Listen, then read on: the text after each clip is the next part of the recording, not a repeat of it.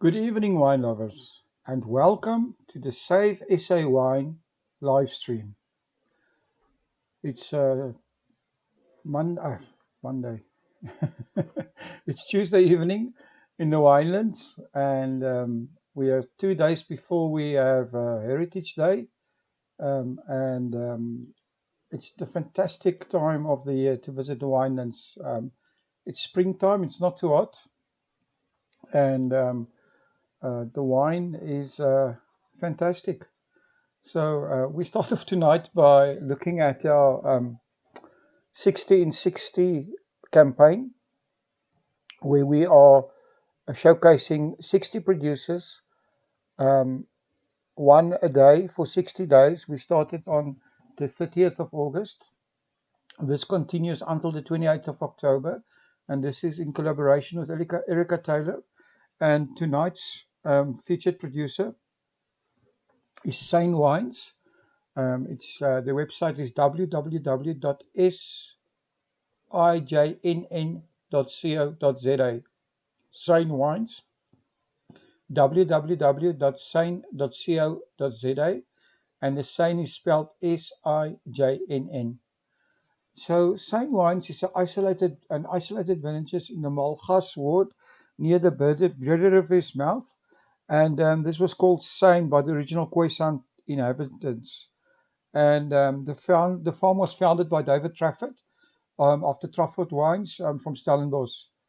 The winemaker is Charla Bosman, that's a picture here, who joined the team in 2014, and she has slowly started to leave a footprint on the farm, and she's basically running the farm from day to day.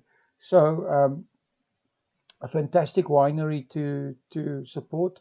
Go to their website, sijnn.co.za, and read more about Carla, the wine she's making, and also about the winery Seine Wines. Please use these hashtags, hashtag 1660, hashtag Save SA Wine, and hashtag Drink South African.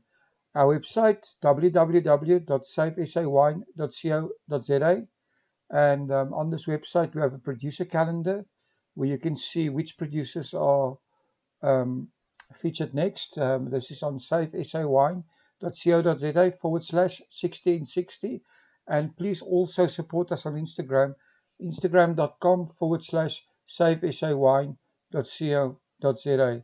I'm going to repeat. The featured winery of today is Seine Wines in the Breede River Valley, making fantastic wines, and the wines was inspired by the river rocks and the shale, which reminded David Trafford of Châteauneuf-du-Pape in the south of France, and he started making South African wines in that vein.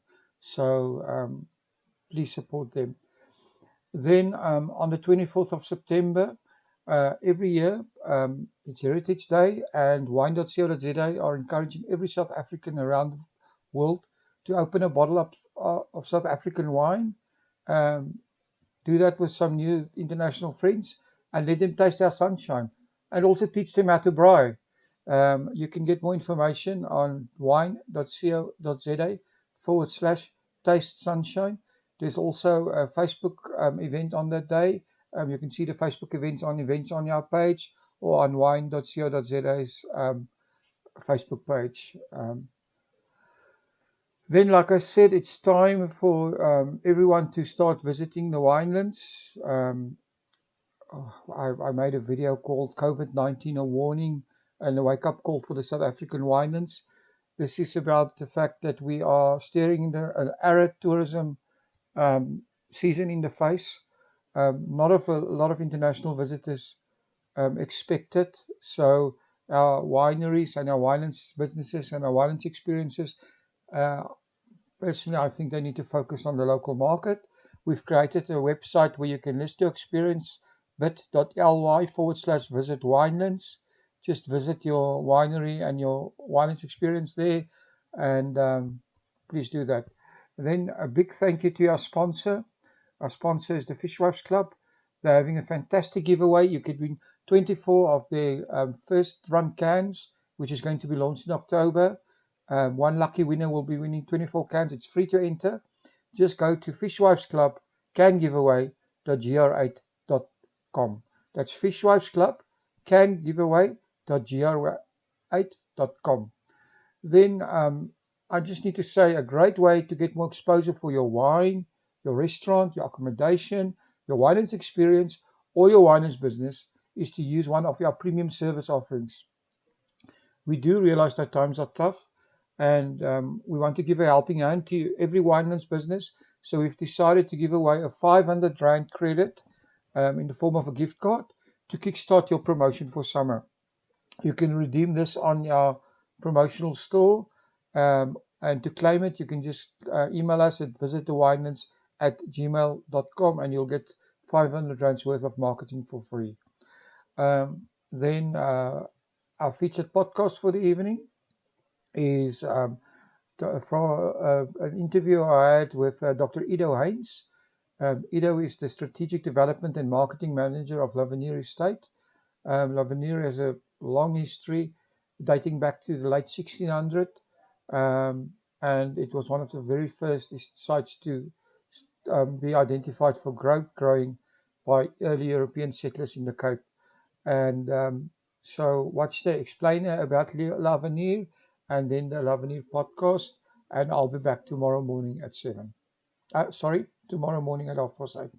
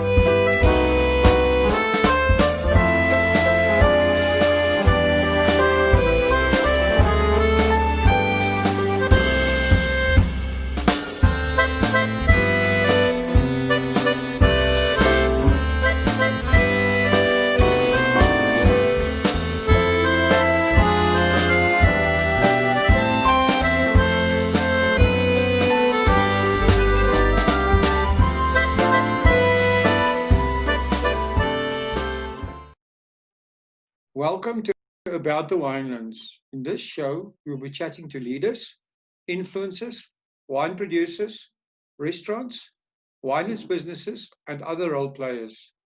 Tune in every Wednesday, Friday, and Sunday for our latest episodes. You will find us on YouTube, Facebook, Instagram TV, Google Podcast, Apple Podcast, and Spotify.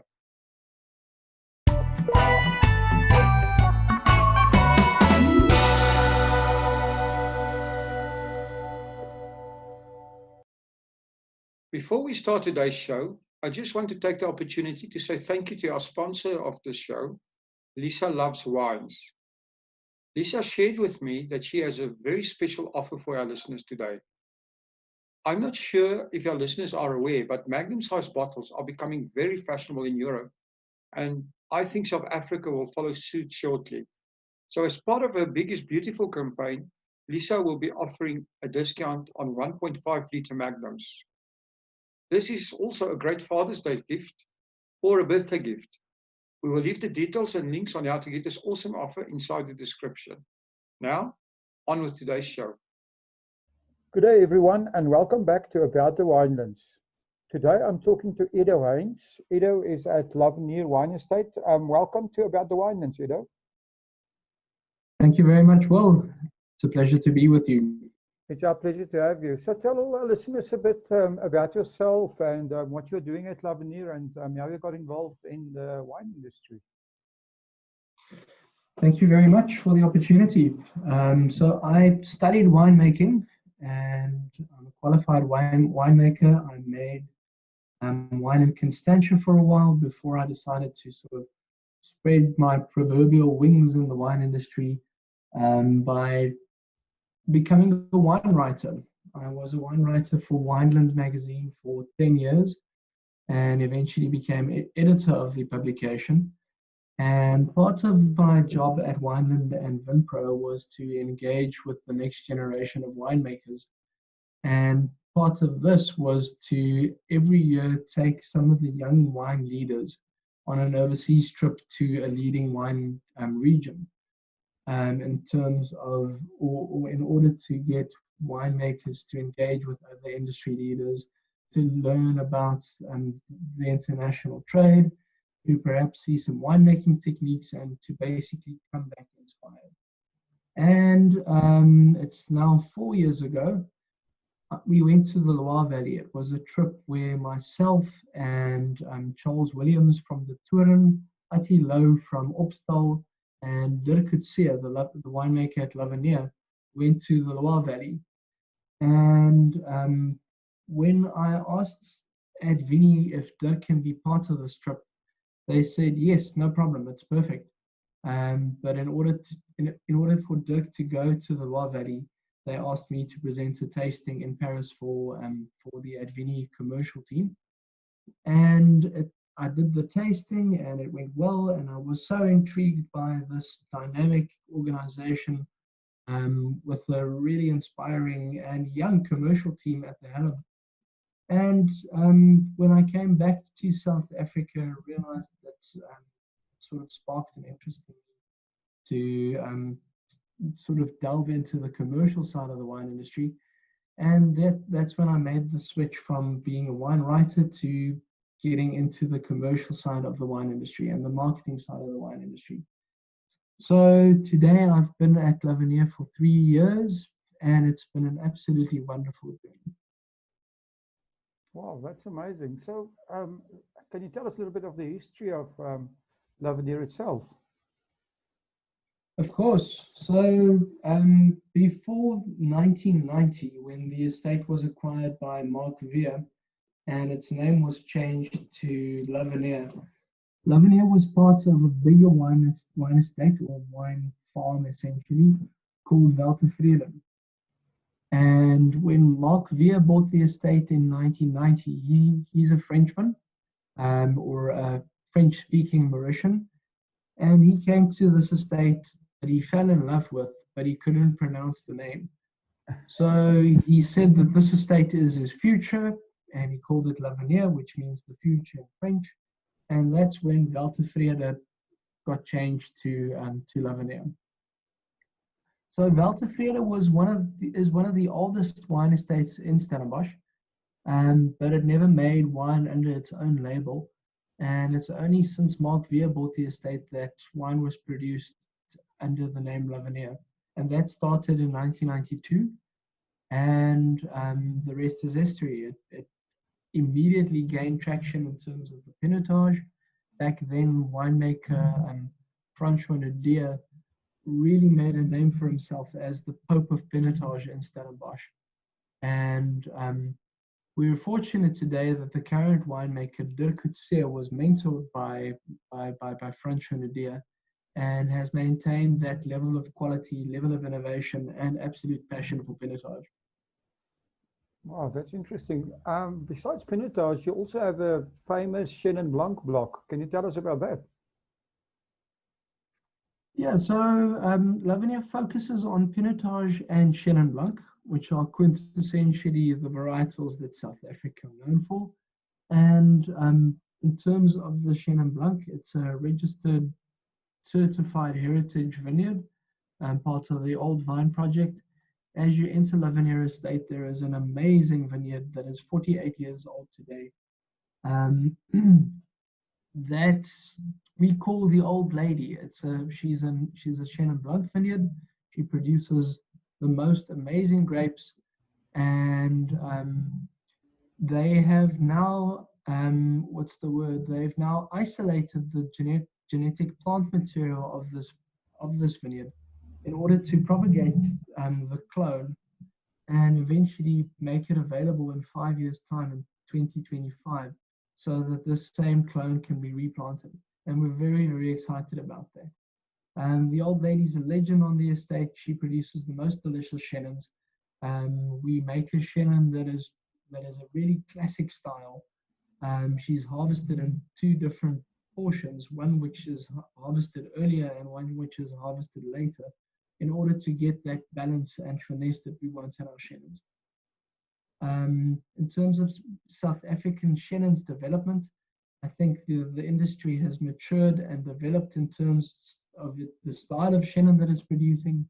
We're producing Chenins now that showcase finesse, that showcase complexity, and that really age well.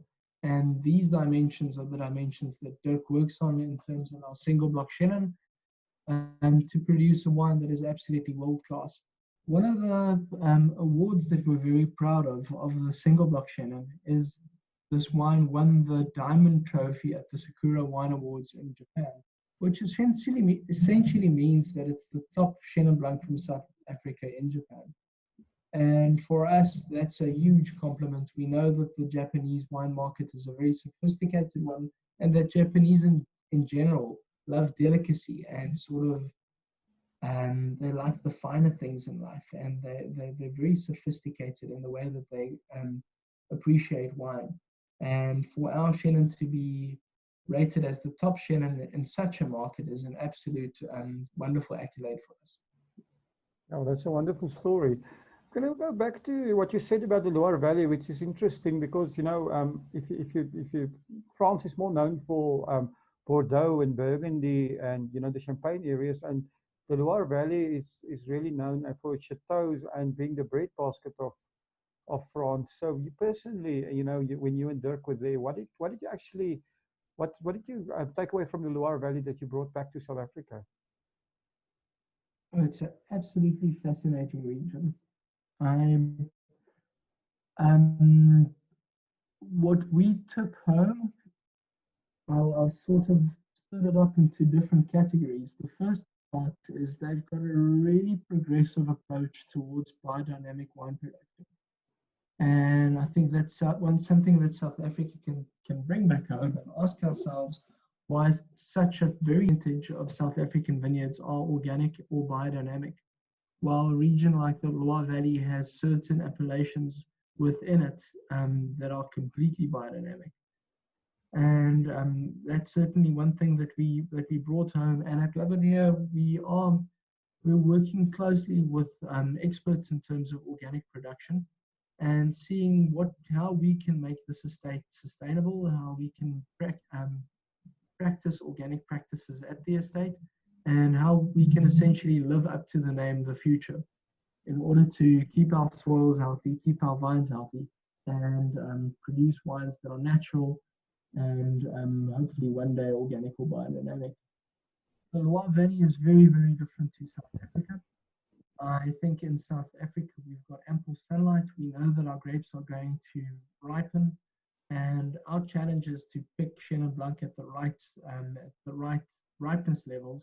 Well, in the Loire Valley, you don't necessarily reach those ripeness levels because their climate is different. They've got rain, they've got limits in terms of ripening their grapes, and they've also got very, very different styles. In the Loire Valley, they produce a lot of sparkling Chenin Blanc, which is still a very small category in South Africa, but they also produce lots of sweet wines and semi-sweet wines, while South African Chenins are mostly dry. It's a fascinating region. If there's one region where we can learn from and they can learn from us in terms of a different approach, diversities of styles, it's the Loire Valley. And you see that with the Chenin Blanc Association, how they are closely working with Loire producers and finding mutual benefits in terms of raising the profile of Chenin. And then the other variety that the Loire Valley is known for is very close to my heart. It's Cabernet Franc. And I think that the variety also has a very big future in South Africa and globally. Well, interesting. The fact that you mentioned also biodiversity and organic wine growing. I think, and this is something I want to ask you because the name is apt. The future, and the future of wine is in the hand of millennials, and it's a different market. So, do you think, what is your take on that? Are these things important to the millennial market? Yeah, I think even the current situation that we're in it's a very interesting learning opportunity for the wine industry. And the way that wine is being sold is changing at a rapid pace, and the way that it is being presented is changing. We often use the phrase at Lavinier that authenticity is the new luxury. And millennials love authenticity in terms of stories. A story behind a vineyard. I told the story of the old lady, the Chenin Blanc vineyard earlier. That's more interesting, that bottle with the serious price tag. Um, the luxury approach to wine is changing with millennials, and it's all about authenticity. It's about telling the story. It's about being true to who you are and what you're trying to present.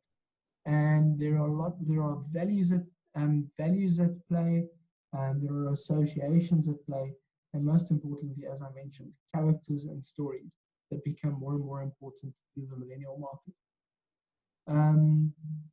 And you have to be open and accessible and be able to listen and be able to respond to this market, which makes it very interesting, but we also see it as a massive opportunity.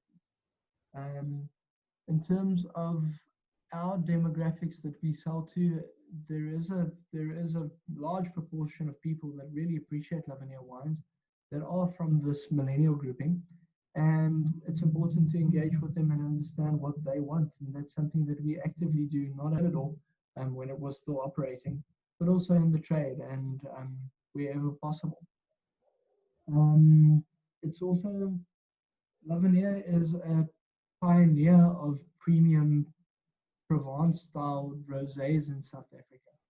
And if you look at wine festivals and especially millennials in South Africa, rosé is a growing category. And if it's something that you're known for, like in Lavinier's case, you have an advantage.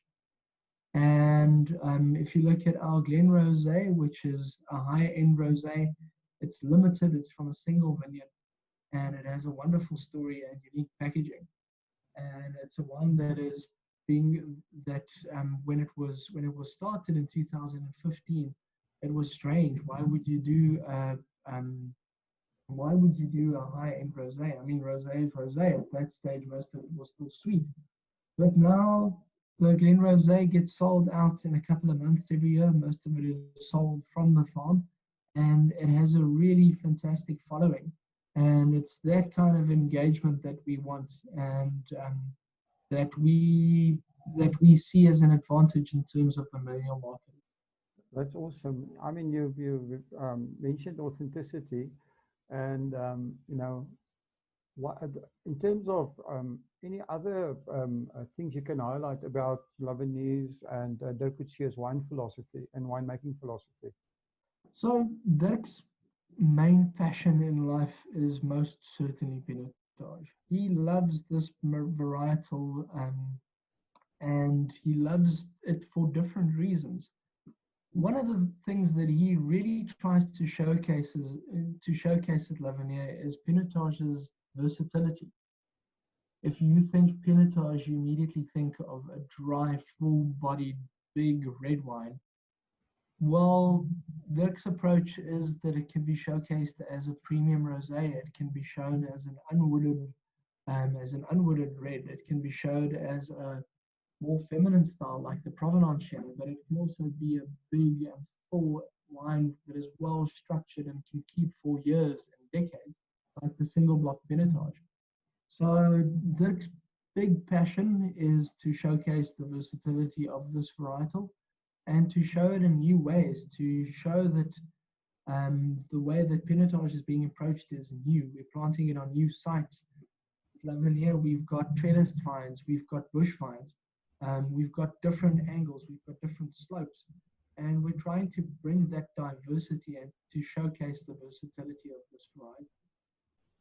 And Dirk grew up in Hoekville, which is very close to the Knysna forest. He loves nature, and we spoke about organic and sustainable production of wine. That's also something that lies very close to Dirk's heart and is definitely part of his philosophy in terms of Lavinier. We also have a Pebbles after-school care facility at the estate in terms of the future of the next generation of people that live on the estate, where we give children the opportunity to achieve academically, but also achieve in other spheres of life. We've started the Lavinier Sports Development Academy, where the kids at the Pebbles After School Care Facility also benefit from professional coaching to get that bit of inspiration, to get exposure to sport, and to learn some of the fundamental aspects of sport, like teamwork and pushing through and sort of being able to decide your own destiny through sport as well. So the Lavinier is multifaceted at Lavinier. We look at the future of not only the environment and not only the economic sustainability of the wine industry and Lavinier itself, but also the people at the estate and also the neighboring estates around Lavinier. Oh, that's awesome. So talking about, the surroundings and other things on the farm, what else do you offer visitors? You have accommodation there, and what else? So our hospitality offering is something where this focus on authenticity also comes into its own right. We really have a fantastic cellar door experience where people are given a Chenin Blanc and Pinotage experience that is second to none. We have all the vintages that are available. We've got a cheese and wine pairing. We've got charcuterie and wine pairing. We've got very, very authentic cheese and charcuterie platters at the estate. And then we also have the added benefits of French wines from the Advini group that are available from the estate. Obviously, during the Corona lockdown, this isn't possible, but it is part of it's a big part of Lavinier's soul and the way that we operate. We love welcoming people at the estate, and we certainly can't wait that for the opportunity that we can do that again. Well, I've heard that you guys have the best live music or the best music at your tasting and sales facility. What is the story there? Is this live? Is this just, do you have a good DJ? How did you get that reputation? I think it's a bit of a combination. One is about senses, and you have to have the right music. And our cellar door and experience manager Ryan Breede feels very strongly about the music that is played at Lavinier. But also occasionally we have live gigs where we have a variety of music on offer. And the focus is always on the wine of the estate. But if you have the ambiance and the background music and just the entire experience of this beautiful tranquil setting, the wine also comes to its own. Well, that sounds awesome. Now, you mentioned the coronavirus and our current situation. So, this has forced all of us to rethink our business models. So, do you guys have any changes in mind or new ideas? One of the things that is clear from all the research that is being done in terms of the commercial aspect of coronavirus is that your brand equity will show in terms of how quickly the brand recovers after the coronavirus. And I think in that sense, Lavinier has done very, very well. We've done well in terms of the direct sales, and now that the market has started to open up again, we've been absolutely humbled by the requests and orders that we've received. and support from loyal supporters of Lavenier in general, globally. And this has been absolutely wonderful to see that we were able to put it through and still maintain good rates of sales through this loyalty for the brand that was built up over the past 30 years. So things like social media and that type of stuff, how important is that, do you think that's going to be for the future of the wine industry? Well, I've constantly mentioned engaging with your consumer and understanding your consumer, but also sharing your heart and soul with the consumer. That aspect of authenticity is incredibly important. And that also reflects in our social media approach. We regularly give Dirk an opportunity to show what he's doing in the vineyards. To give the people of we give the people of Lavenier a voice through social media, and we get a glimpse into the life of people at Lavenier, the production side as well as in the market, and also support our colleagues in the industry. During this lockdown, restaurants and hotels that supported Lavenier over the decades were closed. And as soon as we were able to support these restaurants again, we absolutely did that by ordering them their food, enjoying them safely at Lavenier Estate, and pairing them with our wines as a team from Lavenier. So it's about relationships, it's about engaging with your customer, it's about authenticity, and it's about being true to your philosophy and being true to what you represent as a brand and as a winery. Well, you've summed it up nicely, which almost makes my next question mute, but I'll ask it anyway. What is the most important thing you've learned from your wine journey? We're an industry that is social. We're an industry that engages. We're an industry that sells a product that people enjoy. And enjoyment is so important. As long as you enjoy engaging with wine and engaging with people, the successes will follow because people feel that positivity, people feel that energy, and they associate with that. And if you've got a passion for quality, you live your philosophy in terms of what you want to achieve with your wines, then you will be successful. And I've mentioned it a lot during this whole discussion, but if there's one wine quote that really rings true in the approach that we have at Lavenier, it is that authenticity is the new luxury. You need to be true. You need to have a product that cannot be replicated, and that's where authenticity of something like a single vineyard range comes into play. And you need to be pioneering, push the boundaries, showcase that versatility of pinotage in Lavenier's case. Be a pioneer of premium pinotage rosé. Why not? And we've got a few other very, very exciting projects in the cellar at the moment. Never stop dreaming. Push that envelope and make the ability to reinvent yourself part of how you continually achieve success. That is part of sustainability, essentially. That's awesome. So I've heard Lisa from Lisa Loves Wines whispered in my ear that you guys are doing a Biggest Beautiful campaign on your MCC and Pinotage Magnum bottles. So can you tell us a little bit more about these wines? Yeah, well, gaan groot of gaan huis toe, né? I'm a massive fan of Magnums. I think the way that wines mature in Magnums is just incredible. And we've seen a gradual growth in the interest in Magnums. And especially on special occasions. Father's Day is coming up. And when restaurants were still operating during Father's Day, we had a special where wines by the glass, in terms of our Provenance Pinotage, was poured out of a Magnum. And it just feels different. It feels grand. It feels impressive. And with the mature, the different way that wines mature in Magnum, I think it's just an awesome way to sell wine and a category that is growing. And we're very, very glad to be part of this initiative to showcase Magnums. That's awesome. I hear that it's a big growing trend in Europe as well, to take magnums to parties, and the magnum sales there is becoming very fashionable. Yeah, not only in consumption at home, but also at restaurants. Magnums are different. As I said earlier, they're grand, they're impressive, and it immediately makes a big impression if you're serving a wine out of a big bottle. And in a way, it's also something that's associated with parties and celebrations.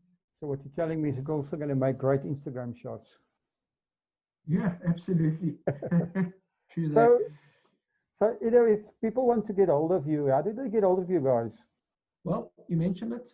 Instagram, Facebook, Twitter, Mm-hmm. and if they want to contact us directly, it's easy to email Ryan, and you can email him at info@lavineyard.co.za.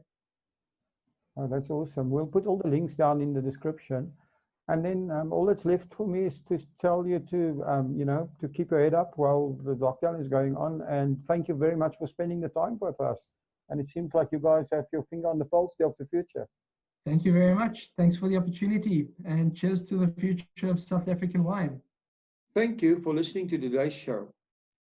Just a quick reminder that you can get that 1.5-liter Magnum discount. So hurry, get in touch with Lisa. She's at Lisa Loves Wines, and we have the link in the description.